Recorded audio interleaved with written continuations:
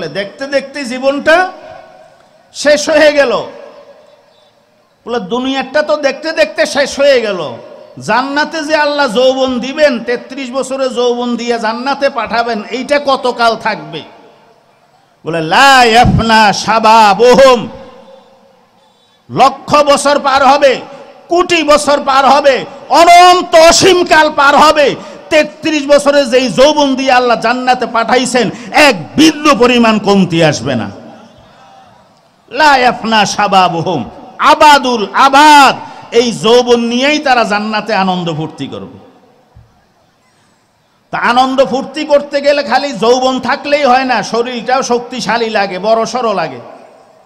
এই ছোট্ট পেটের মধ্যে কয় প্লেট জায়গা হবে? এই জন্য জান্নাতে যাওয়ার পরে 20,000 প্লেট তো ঢুকাইতে হবে। আল্লাহ তাআলা আলা খালকি আদম আলাইহিস সালামের দেহ যেরকম বিশাল 60 হাত লম্বা ছিল, এই আমাদের মতো ছোটখাটো বেটে এগুলোকে আল্লাহ তাআলা এরকম 60 হাত লম্বা বানিয়ে দেবে। দুনিয়াতে বিভিন্ন রকম আছে, কেউ কালো, কেউ ফর্সা, কেউ শ্যামলা, কেউ আবার একেবারে কালা কুচকুচা পাতিলের তলা।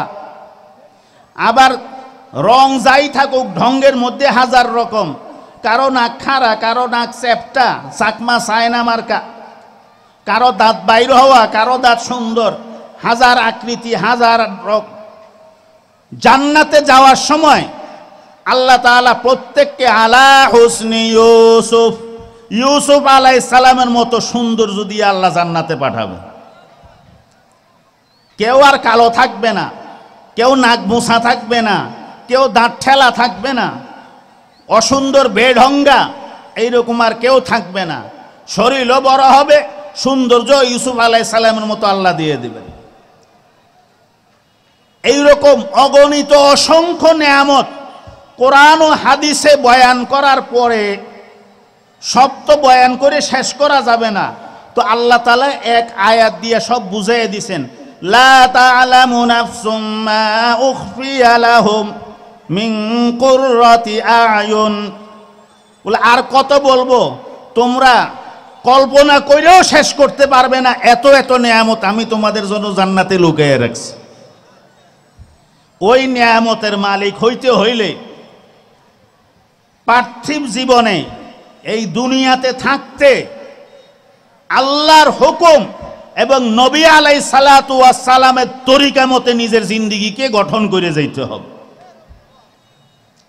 বিভিন্ন ঝড়ঝাপটা আসবে, লোভ লালসা আসবে, বিভিন্ন অজুহাতে মুসলমানদের ঈমানকে হরণ করার চেষ্টা করবে, অমুসলিমদের পক্ষ থেকে আসবে, মুসলমান নাম ধরি কিছু নাস্তিক মুনাফিকদের মাধ্যম থেকে আসবে, বিভিন্ন ভাবে আক্রমণ আসবে। সমস্ত আক্রমণ থেকে নিজের ঈমানকে আর আমলকে, আকীদাকে যে হেফাজত করে যাইতে পারবে, তার জন্য আল্লাহ তাআলা ওই জান্নাতে সুখ শান্তির ব্যবস্থা রাখছে। আর যে ধরা খেয়ে গেছে, দুনিয়াতেও ক্ষতিগ্রস্ত, আখিরাতেও ক্ষতিগ্রস্ত। কোন নবীকে বাদ দিয়ে, কোন নবীর সুন্নতকে বাদ দিয়ে আমরা কোন নবীকে নবী মানি, কাকে আমরা নবী মানি, কার সুন্নত মতে চলি, কাকে অনুসরণ করে চলি? আল্লামা ইদ্রিস কান্ধলভী রহমতুল্লাহ আলাই সিরতে মুস্তাফা নামক কিতাবের ভূমিকায় একটা হাদিস উল্লেখ করছেন যে আল্লাহ তাআলা রাসূলুল্লাহ সাল্লাল্লাহু আলাইহি সাল্লামকে এত পবিত্র করে দুনিয়াতে পাঠাইছেন যে রাসূল সাল্লাল্লাহু আলাইহি সাল্লাম গ্যারান্টি দিয়ে বলতেছেন, লাইসা ফি আবাই মিন লাদুন আদামা সিফাহুন। বলে আমার চরিত্র নিয়ে যারা কথা বলো, আমাকে যারা এখনো মূল্যায়ন করতে পারতেছো না, তোমরা জেনে রাখো আল্লাহ তাআলা আমাকে এত পবিত্র করে দুনিয়াতে পাঠাইছেন যে আমি তো দূরের কথা, আমার বাপ, আমার দাদা, আমার পরদাদা, এইভাবে হিসাব করতে করতে আদম আলাইহিস সালাম পর্যন্ত তোমরা চলে যাও, একটা অসৎ লোক আমার বংশের মধ্যে পাবে না। আজ দুনিয়ার মধ্যে যত বড় সভ্য হোক, যত বড় ভদ্র হোক, যত বড় বংশের মালিক হোক, এর ধারে কাছেও গ্যারান্টি দেওয়া সম্ভব হবে কারো? রাসূল সাল্লাল্লাহু আলাইহি ওয়াসাল্লাম গ্যারান্টি দিয়েছেন, ইতিহাস তালাশ করো, আমাকে দেখো, আমার বাবাকে দেখো, আমার দাদাকে দেখো, তার উপরে দেখো, তার উপরে দেখো, তার উপরে দেখো, দেখতে দেখতে আদম আলাইহিস সালাম পর্যন্ত যাও। আদম আলাইহিস সালাম থেকে আমি মুহাম্মদ সাল্লাল্লাহু আলাইহি ওয়াসাল্লাম পর্যন্ত যে বংশধারা চলছে, একটা লোককে অসভ্য অসৎ পাবে না। রাসূল সাল্লাল্লাহু আলাইহি ওয়াসাল্লাম বয়ান করছেন, ইন্নাল্লাহা খালাকাল খালকা, আল্লাহ তাআলা সমস্ত সৃষ্টি জগৎকে সৃষ্টি করছেন, মানুষ সৃষ্টি করছেন। ফাজালানি ফি খায়রিহিম, সমস্ত সৃষ্টি জীবের মধ্যে সর্বোত্তম সৃষ্টিজীব মানুষ রূপে আল্লাহ তাআলা পাঠাইছেন। ফাজালাহুম ফিরকাতাইন, সারা দুনিয়ার মানুষকে আল্লাহ দুই ভাগে বিভক্ত করছেন, আরব অনারব। আরব অনারব, তো অনারবদের উপরে আরবি বংশীয় যারা, তাদের মর্যাদা বেশি। ফাজালানি ফি খায়রিহিম, আল্লাহ তাআলা সেই ভাগের মধ্যেও আমাকে উত্তম ভাগে ফেলছেন।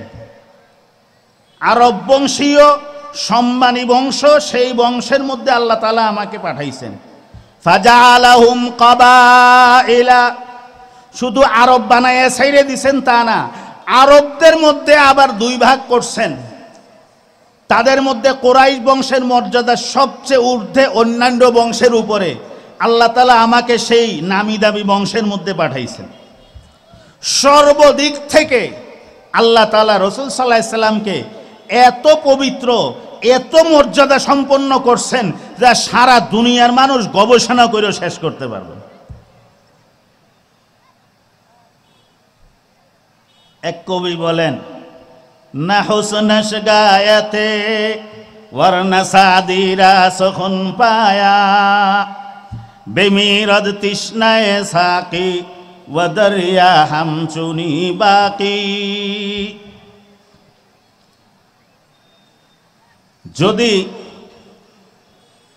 কেউ রাসূলুল্লাহ সাল্লাল্লাহু আলাইহি ওয়াসাল্লামের গুণাগুণ, মান শান, মর্যাদা বয়ান করতে থাকে,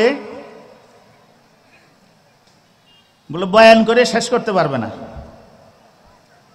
বলে সাধারণ মানুষ তো দূরের কথা, শেখ সাদি রহমতুল্লাহ আলাই, যিনি প্রসিদ্ধ লেখক ছিলেন, 30 বছর পর্যন্ত তিনি জ্ঞান অর্জন করছেন, পড়ালেখা করছেন।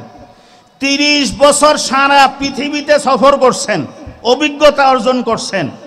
শেষ 30 বছর এই 60 বছরের ফলাফলকে একসাথে কইরা লেখালেখি করছেন। 30 বছরের পড়া আর 30 বছরের ঘোরা, এই পড়া আর ঘোরা, এই 60 বছরের জ্ঞানকে একখানে কইরা তিনি কিতাব লিখছেন। তিনি বলতেছেন, না হুসনাশ গায়াতে ওয়ারনা সাদিরা সখন পায়া, না আমার নবীর সৌন্দর্যের কোনো শেষ আছে, না আমার এই ক্ষমতা আছে যে তার সৌন্দর্য বয়ান করে আমি শেষ করতে পারব। বেমিরত তৃষ্ণায়ে সাকি, পিপাসিত ব্যক্তি বা কোনো পশু, খুব পিপাসা লাগছে, পিপাসায় বুক ফেটে যায়, দৌড়াইয়া নদীর থেকে পান করা শুরু করছে। এত কঠিন পিপাসা নিয়ে সে নদীর তীরে আসলো পিপাসা নিবারণের জন্য, পানি পান করতে থাকলো, তার পিপাসার নিবারণ হয়ে গেল। বলেন তো নদীর পানি কতটুকু কমলো? হ্যাঁ, একজন দুইজন বুঝছেন, বাকিরা বুঝেন নাই মনে হয়। খুব পিপাসা, গরু হোক, মহিষ হোক, গন্ডার হোক, মানুষ হোক, পিপাসায় বুক ফেটে যায়, খুব তৃষ্ণা, একবারে পাগলের মতো এসে মুখ দিয়া পানি পান করতে থাকলাম। পান করতে করতে একবারে পেট ভরছে, গলা ভরছে, আর সুযোগ নাই, মুখ উঠে ফেলছি, পান করা বন্ধ করছি। তা আমার পান তৃষ্ণা তো মিটে গেল, নদীর পানি কতটুকু কমলো? ঠিক রাসূল সাল্লাল্লাহু আলাইহি ওয়াসাল্লামের শান আল্লাহ এত বেশি করছেন, এত বেশি করছেন, শুধু একজন দুইজন না, দুনিয়ার যে কেহ বলতে থাকুক, লিখতে থাকুক, ওই পিপাসিত ব্যক্তির পিপাসা নিবারণ হয়ে যাবে, তার বলার ক্ষমতা শেষ হয়ে যাবে, তার লেখা শেষ হয়ে যাবে, রাসূল সাল্লাল্লাহু আলাইহি ওয়াসাল্লামের গুনাগুনের এক কোণাও শেষ হবে না। না হুসনশ গায়তে वरना सादीरा सुखुन पाया बेमीरत तृष्णाए साकी व दरिया हम चुनी बाकी। পিপাসা মিটে যাবে, পানি কমবে না, আমার ক্ষমতা শেষ হয়ে যাবে, নবীর শান বয়ান করে শেষ করা যাবে না। এত দামি নবী, এত দামি নবী, এত মর্যাদা সম্পন্ন নবী, শুধু উম্মতের জন্য নয়, সমস্ত নবীদের জন্য তিনি নেয়ামত ছিলেন। وكلهم من رسول الله ملتمس غرفا من البحر أو رشفا من الديام।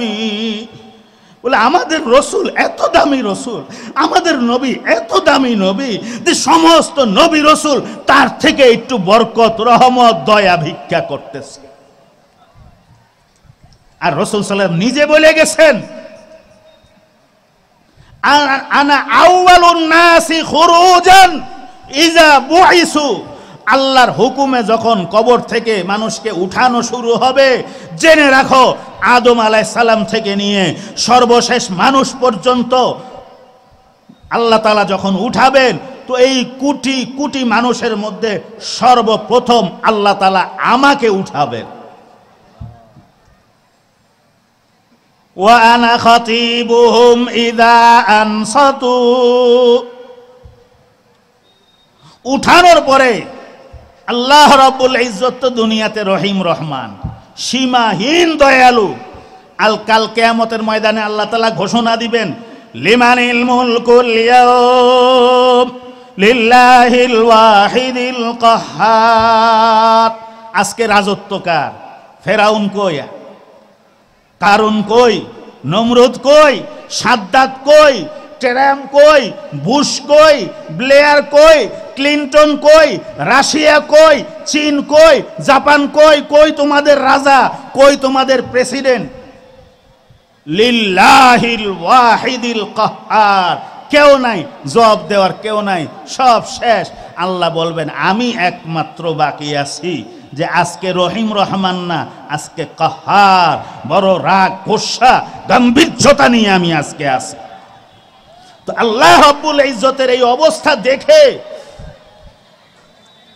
সাধারণ মানুষ তো দূরের কথা,